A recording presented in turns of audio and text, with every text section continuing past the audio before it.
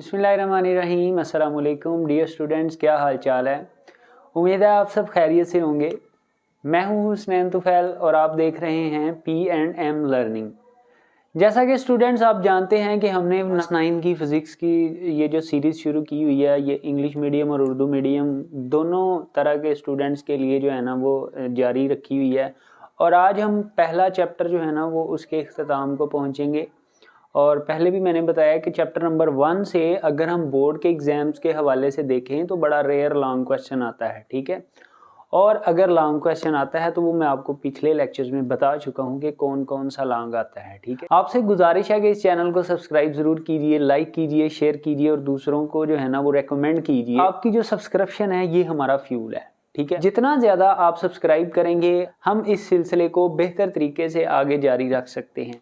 आज जो हमारे पास सीरीज का अगला लेक्चर है वो है सिग्निफिकेंट फिगर्स, जैसा कि मैंने हेडिंग आपको यहाँ पे लिख के दे दी हुई है, ठीक है। ये जो आर्टिकल आज हमने पढ़ना है सिग्निफिकेंट फिगर्स वाला, इसको समझना है, इसको रट्टा नहीं लगाना। और फिर मैं आपको बताता हूँ इसमें से शॉर्ट क्वेश्चन क्या आते हैं, MCQs वगैरह क्या आते हैं, ठीक है। किसी भी फिजिकल क्वांटिटी की मेजरमेंट के हवाले से कुछ चीज़ें आपको जो है ना वो जानना ज़रूरी है, ठीक है। फिर हम आते हैं सिग्निफिकेंट फिगर्स की तरफ। तो फ़र्ज़ कर लें मैंने कोई भी पैमाइश करनी हो, चाहे हमने लेंथ मेजर करनी हो, चाहे हमने जो फोर्स मेजर करनी हो, चाहे हमने वेलोसिटी मेजर करनी हो, चाहे हमने स्पीड मेजर करनी हो, चाहे एक्सेलरेशन मेजर करना हो, किसी भी चीज़ की अगर पैमाइश करनी है, किसी भी फिजिकल क्वांटिटी की अगर हमें पैमाइश करनी है तो उसके लिए 2-3 बातें जो है ना वो उस पैमाइश के दुरुस्त होने पर उनका इन्हिसार है। ये जो बात मैं बोल रहा हूँ ये आपकी बुक पे दी हुई है और इसके साथ रिलेशन ज़रूर होगा, ठीक है। फ़र्ज़ कर लें मेरे पास ये जो वाइट बोर्ड है, मैंने इसी की पैमाइश करनी है, यहाँ से लेकर यहाँ तक इसकी लेंथ की पैमाइश करनी है, ठीक है। एक लोहार है, एक कारपेंटर है जिसका काम ही यही है कि वो दरवाजे बनाता है, खिड़कियाँ बनाता है और इस तरह की जो लकड़ी का काम है वो करता है और उसका काम है डेली वो पैमाइश करता है, ठीक है। अगर मैं ये पैमाइश एक 6 साल के बच्चे से करवाऊंगा, एक तरफ एक 6 साल का बच्चा करेगा और एक तरफ वो आदमी करेगा जिसका काम ही ये है, यानी कि वो माहिर है, ठीक है, तो कौन सही कर पाएगा? ऑब्वियसली आपका जवाब होगा कि वो कारपेंटर ही सही पैमाइश करेगा इसकी, बजाय उसके कि वो जो 6 साल का बच्चा है, ठीक है। तो यहाँ से हमें एक बात पता चली है कि अगर किसी चीज़ की पैमाइश करनी है तो जो पैमाइश करने वाला है उसके ऊपर बड़ा डिपेंड करता है, उसकी मुहारत पर डिपेंड करता है कि जो पैमाइश करने वाला है क्या पैमाइश करने में माहिर है भी या नहीं, ठीक है। तो किसी भी पैमाइश के दुरुस्त होने का जो इन्हिसार है वो पहली बात क्या है, किस पर, जो बंदा पैमाइश कर रहा है उस पर डिपेंड करता है क्या वो ठीक है, क्या वो माहिर है पैमाइश करने में या नहीं। तो अभी हम देखने जा रहे हैं कि किसी भी पैमाइश का जो दुरुस्त होने का इन्हिसार है वो कितने फैक्टर्स पर होता है, ठीक है जी। तो पहला फैक्टर हमने बताया कि ये है जी स्किल ऑफ पर्सन, ठीक है जी। वो मैंने जो एग्जाम्पल दी है आपको स्किल ऑफ पर्सन, उसके मुताबिक स्किल ऑफ पर्सन, ठीक है जी, पैमाइश करने वाले की मुहारत, जो बंदा पैमाइश कर रहा है क्या वो पैमाइश करने में माहिर भी है या नहीं, ठीक है। पहली चीज़ इसके दुरुस्त होने का इस पर इन्हिसार है। नंबर 2, जिस चीज़ पर इसका इन्हिसार होता है इसको भी समझने के लिए मैं एक एग्जांपल देता हूँ, ठीक है जी। मेरे पास ये वाइट बोर्ड की ही मैंने पैमाइश करनी है, मैं एक दफ़ा यहाँ से लेकर यहाँ तक फीते की मदद से पैमाइश कर लेता हूँ, फिर मैं दूसरी दफ़ा करता हूँ, फिर मैं तीसरी दफ़ा करता हूँ। जितनी ज़्यादा दफ़ा मैं पैमाइश करता जाऊँगा तो पैमाइश जो है ना वो उतनी ही करेक्ट होती जाएगी, ठीक है। हो सकता है कि पहली दफ़ा जो है ना वो मैं अगर पैमाइश करूँ तो मेरी पैमाइश में कोई गलती आ जाए, तो फिर उसको जो है ना वो मैं कंफर्म करने के लिए अगर 2-3 दफ़ा और कर दूंगा तो फिर उससे सेटिस्फाई हो जाऊंगा मैं कि ये पैमाइश मैंने बिल्कुल दुरुस्त की है, ठीक है। तो दूसरी चीज़ जिस पर इन्हिसार होता है पैमाइश के दुरुस्त होने का वो है तजर्बात की तादाद, ठीक है जी। नंबर ऑफ ऑब्जर्वेशंस, मुशाहदात की तादाद। तो जितनी ज़्यादा दफ़ा हम पैमाइश करेंगे उतनी ही जो है ना वो हमारी गलतियां दुरुस्त हो जाएंगी। उसके बाद एक अगली चीज़ जिस पर इन्हिसार होता है पैमाइश के बिल्कुल दुरुस्त होने का वो है पैमाइश करने वाले आले की खूबी, क्वालिटी ऑफ इंस्ट्रूमेंट, आले की खूबी, जिस आले से हम पैमाइश कर रहे हैं उसकी खूबी। देखें अगर जिस आले से हम पैमाइश कर रहे हैं अगर वो आला ही ख़राब है, अगर वो इंस्ट्रूमेंट ही ख़राब है, ठीक है, तो फिर वो सही पैमाइश नहीं कर पाएगा। तो ये जो 3 बातें हैं, किसी भी पैमाइश होने का दुरुस्त इन्हिसार इन 3 बातों पर है, लेकिन एक चौथी चीज़ भी है जिस पर किसी चीज़ का दुरुस्त होने का इन्हिसार है, और वो हैं अहम हिंसे, जिनके बारे में आज हम पढ़ने जा रहे हैं। तो अहम हिंसे क्या होते हैं, अब हम एक पैमाइश करेंगे और उस पैमाइश की मदद से आपको बताएंगे कि अहम हिंसे क्या होते हैं। एक एग्जाम्पल आपकी बुक पे भी है, लेकिन मैं उसको आसान करके ज़रा आपको समझाता हूँ, ठीक है। फर्ज करें हमारे पास एक मीटर रूल है, ये मैंने एक मीटर रूल ले ली। फर्ज कर लें कि ये जी, इसके ऊपर कुछ हमारे पास निशान है, मैं ज़रा खुले खुले करके बताता हूँ कि ये निशान हमारे पास मिलीमीटर में है, फर्ज कर लें। और ये इस तरह से ये कोई मीटर रूल है और उसके ऊपर ये निशान है। ये जो छोटे निशान है ये मिलीमीटर वाले हैं और बड़े निशान सेंटीमीटर वाले हैं। मैंने बड़ा करके ज़रा दिखाया आपको, ठीक है जी। और अब मैं इस व्हाइट बोर्ड की इस मीटर रूल की मदद से पैमाइश करना चाहता हूँ इसकी लेंथ की, ठीक है। मैं यहाँ पे इसको रखूँगा और ये 0 से रख के यहाँ पे इसको पहली निशान के बिल्कुल सामने रख के मैं इसकी मेजरमेंट करना शुरू कर दूंगा, ठीक है जी। अब अगर हम देखें, आपको नज़र आ रहा होगा, तो ये जो व्हाइट बोर्ड मार्कर है, ठीक है जी, यहां तक इसकी पैमाइश आई है, ठीक है। अब हम अगर इसकी पैमाइश करें तो कुछ ये इस तरह से होगी। ये हो गई यहां से लेकर यहां तक 1 सेंटीमीटर, फिर 1.1, 1.2, 1.3, 4, 5, 6। आप ये नहीं कह सकते कि ये एग्जैक्ट 1.7 सेंटीमीटर है, ठीक है, या फिर एग्जैक्ट जो है ना ये 1.6 है। तो ये इन दोनों के दरमियान में है, 1.6 और 7 के दरमियान में कहीं। लेकिन इतनी वैल्यू जो है ना ये आप मीटर रूल की मदद से मिलीमीटर से छोटी पैमाइश जो है ना वो मीटर रूल से पॉसिबल नहीं है। लेकिन इसका मतलब ये हुआ कि ये जो 1.6 तक थी, यहां तक तो ये हमें एग्जैक्ट मालूम है, ठीक है। और मैं फिर आगे अंदाजे से 1.65 सेंटीमीटर लिख देता हूँ। 65 मतलब 0.5 आगे और है, ठीक है। 65 से मुराद ये है कि 6 और 7 के दरमियान में। तो अगर मैं यहाँ पे ये लिख देता हूँ, ठीक है, तो यहाँ पे इस मेजरमेंट में 1 भी हमें एग्जैक्टली मालूम है, इसमें कोई शक वाली बात नहीं है कि ये 1 सेंटीमीटर है। फिर उसके बाद 1.6, 1.1, 1.2, 1.3, 4, 5, 6 भी ये कंफर्म है कि 1.6 भी ये है। लेकिन ये जो 5 है इसमें डाउट आ चुका है, ठीक है। तो अगर कोई पैमाइश जब हम करते हैं तो उसमें कुछ ऐसे नंबर्स होते हैं जो हमें एग्जैक्टली नाउन होते हैं, ये दुरुस्त तौर पर हमें मालूम होते हैं, दुरुस्त मालूम हिंसे। और कुछ ऐसे होते हैं, ठीक है, जो कि डाउटफुल होते हैं, मशकूक होते हैं ये। तो इन एग्जैक्टली नाउन, एक्यूरेटली जो नाउन डिजिट्स हैं उनको, जो तमाम दुरुस्त मालूम हिंसे होते हैं वो, प्लस पहला मशकूक हिंसा। अगर एक से ज़्यादा मशकूक हिंसे हैं, एक से ज़्यादा डाउटफुल डिजिट्स हैं, तो फिर पहला जो मशकूक हिंसा उनको मिला के हम बोलते हैं अहम हिंसे, ठीक है। तो यहाँ पे अहम हिंसे कौन हुए, 1 भी अहम हिंसा है, 6 भी और 5 भी, ठीक है।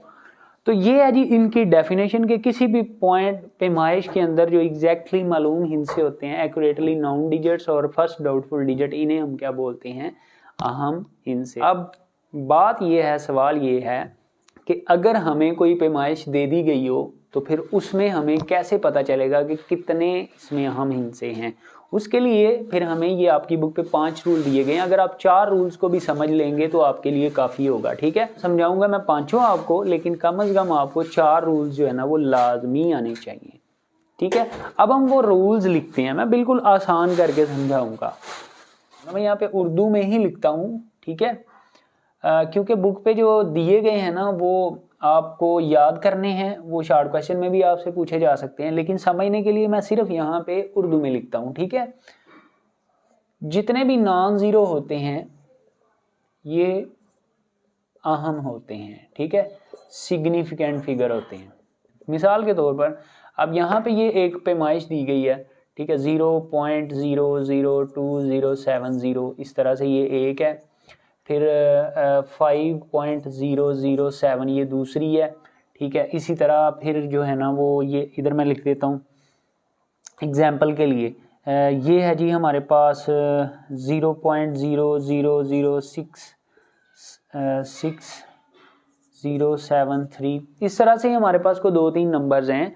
अब हमें कैसे पता चलेगा कि इनमें सिग्निफिकेंट कौन है और कौन नहीं है, ठीक है। तो ये मैं रूल्स यहाँ पे लिखने जा रहा हूँ कि सिग्निफिकेंट फिगर्स की पहचान कैसे की जाती है। 5 रूल्स हैं, इनमें से 4 रूल्स आपके लिए जो है ना वो जरूरी है याद करना, ठीक है जी। दूसरा रूल, पहला रूल क्या है कि जितने भी आपको किसी भी पैमाइश में अगर जिसमें से आपने सिग्निफिकेंट फिगर्स पहचानने हैं वो दिए गए हैं, आपसे कहा जाए कि आप इनमें से पहचानो कि कौन सिग्निफिकेंट है, तो सबसे पहला रूल ये है कि जो भी उसमें आपको नॉन जीरो नजर आएंगे वो सारे के सारे सिग्निफिकेंट हैं। जैसे यहाँ पे 2 भी सिग्निफिकेंट है और 7 भी सिग्निफिकेंट है, अहम है। तो जितने भी नॉन जीरो हैं वो अहम है। नॉन जीरो अहम, उनके दरमियान जीरो अहम, नॉन जीरो अहम, उनके दरमियान जीरो अहम, ठीक है जी। नॉन जीरो सिग्निफिकेंट, उनके दरमियान जीरो सिग्निफिकेंट। अब उनके दरमियान में जो जीरो आ गए वो वाले भी क्या होंगे, सिग्निफिकेंट। जीरो सिग्निफिकेंट हो भी सकते हैं और नहीं भी हो सकते, ठीक है जी। जो नॉन जीरो है वो तो पक्की बात है सिग्निफिकेंट है, वो अहम है, लेकिन उनके दरमियान में जो जीरो आ गए वो भी क्या हुए, अहम हो गए, ठीक है। तो 2 रूल्स ये हैं। अब जरा इस रूल्स के मुताबिक अगर हम देखें तो ये 2 नॉन जीरो थे, ये अहम थे, तो इसका मतलब है ये जीरो भी क्या हुआ, अहम, चूंकि ये इनके दरमियान में आ चुका है। इसमें भी आप देख लें 7 भी पहले रूल के मुताबिक 7 भी सिग्निफिकेंट, 5 भी सिग्निफिकेंट और ये दोनों जीरो भी सिग्निफिकेंट, ठीक है। अगर हम इसकी बात करें तो ये 3, 7 पहले रूल के मुताबिक 3 भी सिग्निफिकेंट, 7 भी सिग्निफिकेंट, 6 भी सिग्निफिकेंट, 6 भी सिग्निफिकेंट और ये 0 भी सिग्निफिकेंट, ठीक है। अब तीसरा रूल ये है, अभी मैंने इसके पूरे सिग्निफिकेंट फिगर नहीं आपको बताया कि इसमें कितने सिग्निफिकेंट फिगर है, इनमें पूरे सिग्निफिकेंट हो चुके हैं, ठीक है। इसके बारे में बताते हैं। तीसरा रूल ये है कि जो जीरो डेसिमल पॉइंट के राइट साइड पे आ जाएंगे, दाईं तरफ वाले, इशारिया के दाईं तरफ वाले जो एंड पे जीरो होंगे वो भी अहम होंगे, ठीक है। नॉन जीरो के बाद वाले, ठीक है, ये क्या होंगे, अहम। और जो बाईं तरफ वाले हैं नॉन जीरो से सबसे बाईं तरफ वाले, सबसे लेफ्ट साइड वाले, वो अहम नहीं है। अब इस रूल के मुताबिक जो नॉन जीरोस के राइट साइड पे है ये वाला, ये भी क्या है, अहम है। इन नॉन जीरो के राइट साइड पे कोई नहीं है, अगर होता तो वो होना था अहम। और यहाँ पे ये इधर भी कोई नहीं है। इसमें अगर इन जीरोस की बात करें तो आप देख रहे हैं ये बाईं तरफ वाले हैं, ठीक है, तो ये अहम नहीं होते, सिग्निफिकेंट नहीं होते, ठीक है। तो ये 4 रूल्स आपने याद करने हैं अहम हिस्सों की पहचान के, जो कि शॉर्ट क्वेश्चंस में भी आपसे पूछे जाते हैं, ठीक है जी। अब लास्ट बात है कि 5वां रूल, अगर कोई रकम स्टैंडर्ड फॉर्म में दी गई हो, ठीक है, कोई रकम हमें स्टैंडर्ड फॉर्म में दी गई हो, जैसे ये है 1.67 मल्टीप्लाई बाई 10⁻⁻10, तो फिर ये लास्ट रूल कहता है कि उसमें फिर हम पावर वालों को शामिल नहीं करेंगे, हम सिर्फ और सिर्फ पावर के बगैर वाले जो नंबर हैं हम उन्हीं में से अहम हिस्सों की पहचान करेंगे और उसके वही 4 रूल्स हैं, ठीक है जी। अच्छा, अब इसमें एक लास्ट बात आपको बतानी है मैंने यहाँ पे ये जो 3 फैक्टर्स लिखे थे, इनके बाद मैंने कहा था कि किसी भी पैमाइश के दुरुस्त होने का इन्हिसार अहम हिस्सों पर भी होता है, ठीक है। जितने ज़्यादा किसी पैमाइश में अहम हिस्से होंगे वो मिकदार उतनी ही ज़्यादा दुरुस्त होगी, ठीक है। ये एक शॉर्ट क्वेश्चन भी आपसे पूछा जाता है एक्सरसाइज में, आपको स्क्रीन पर नजर आ रहा होगा कि किसी भी पैमाइश के दुरुस्त होने का इन्हिसार अहम हिस्सों के साथ क्या ताल्लुक है उसका, तो उसका जवाब है कि अहम हिस्से जो है ना ये किसी भी पैमाइश के दुरुस्त होने को ज़ाहिर करते हैं, ठीक है। जितने ज़्यादा सिग्निफिकेंट फिगर्स होंगे उतनी ही ज़्यादा वो पैमाइश दुरुस्त समझी जाएगी। तो इसमें 3-4 शॉर्ट क्वेश्चन है इस आर्टिकल में जो बनते हैं और आपने इसको शॉर्ट क्वेश्चन के तौर पर ही याद करना है।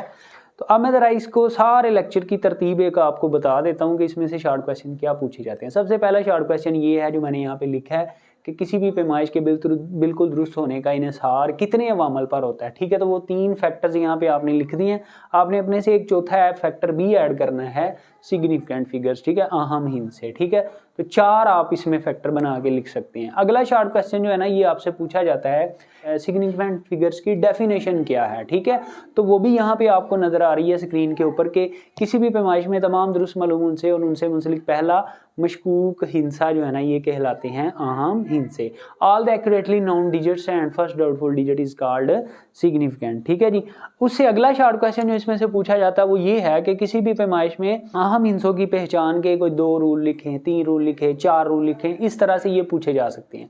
तो ये रूल्स आपको बुक पे नजर आ रहे हैं, ये चारों रूल्स आपने लिख देने, इनमें से 4 ही काफी हैं आपके लिए, ठीक है।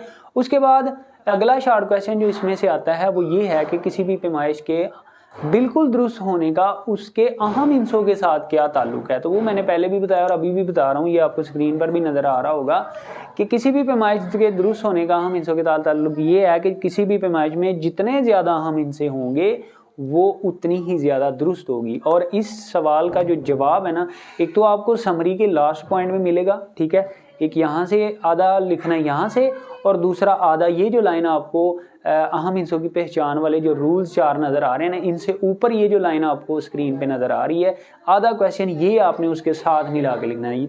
उम्मीद है कि आप सबको इस लेक्चर की समझ आई होगी। ये बहुत लेंथी लेक्चर, उन्होंने बड़ी थ्योरी है इसमें, फजूल सी आपने इसको तैयार कोई उसमें से नहीं करना, बस एक दफ़ा आप पढ़ लें वो जो मैंने आपको एग्जाम्पल ये जो मेजरमेंट करके दिखाई है वही कुछ उसमें लिखा हुआ है, ठीक है। तो आपने ये 4 शॉर्ट क्वेश्चन इसमें से याद करने हैं, बजाय इसके कि आप पूरे लेक्चर को रट्टा मारते फिरें। इसको समझें और इन 4 शॉर्ट क्वेश्चन को इसमें से तैयार कर लें, यही इंशाल्लाह इसमें से आएंगे, अगर आएंगे तो, ठीक है जी। आज के लिए इतना ही काफ़ी है। नेक्स्ट लेक्चर तक दीजिए इजाज़त। इंशाल्लाह अगले लेक्चर में हम करने जा रहे हैं जी इस चैप्टर के MCQ स्टार्ट और जो एक्सरसाइज वाले हैं, और साथ में हम न्यूमेरिकल स्टार्ट करेंगे, ठीक है जी। आज के लिए इतना ही काफ़ी है, इजाज़त दीजिए, अल्लाह हाफिज़।